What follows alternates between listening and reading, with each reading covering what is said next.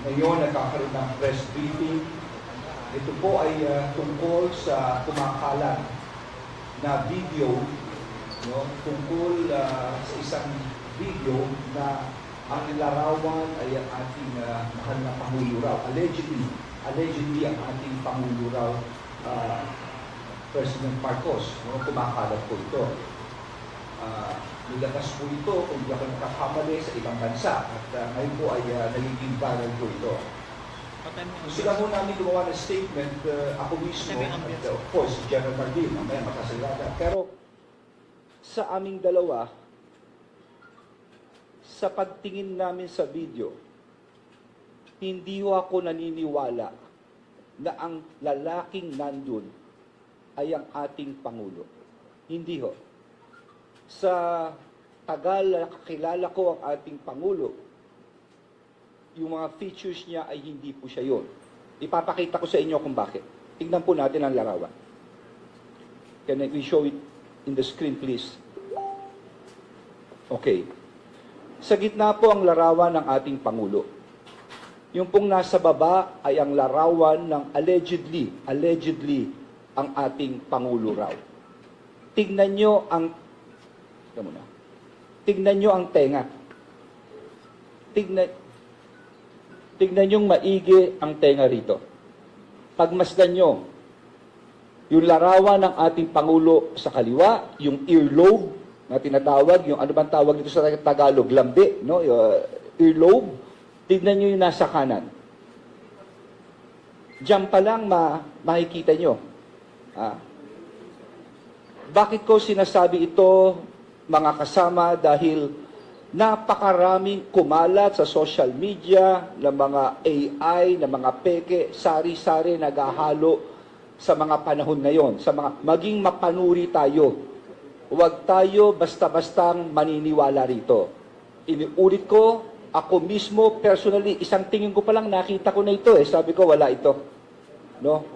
Kayo na mismo magusga. Tignan nyo itong maigi itong larawan na ito. Kaya nga, ito ay, of course, I'm requesting, no? I'm asking our Chief PNP, General Marbil, together with the General Bakay and of course General Cariaga, to immediately create a task force to probe this issue, no? Talagang imbestigahan nilang maigi ito.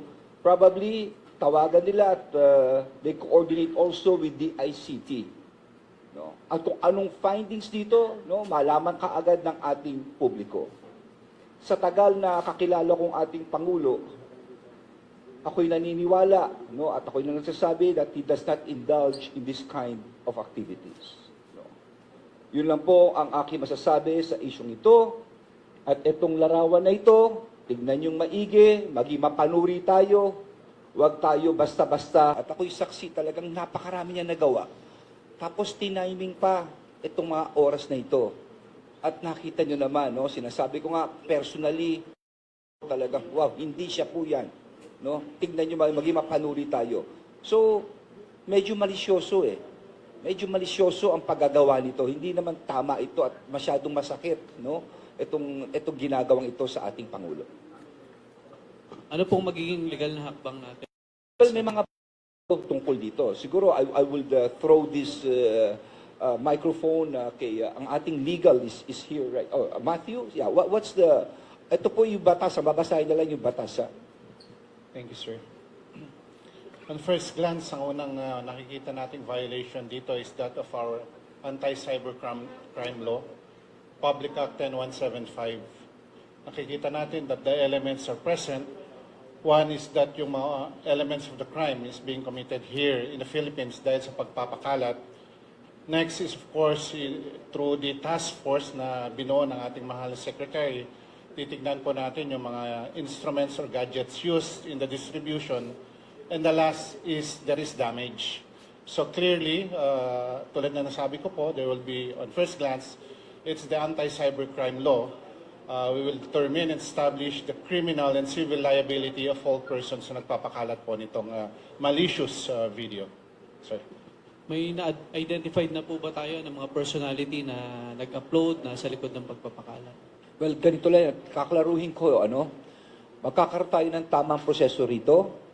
Magkakaroon ng task force ang Chief PNP. No, probably it will be made up by the Director for Investigation and Detective Management together with the cybercrime. And probably they will get the expertise of the ICT here, no, and other agencies that might be called upon. Antayin natin ang finding, no. At nasabi ng ating General Matthew ang kaparusahan po rito. No, we have a process here.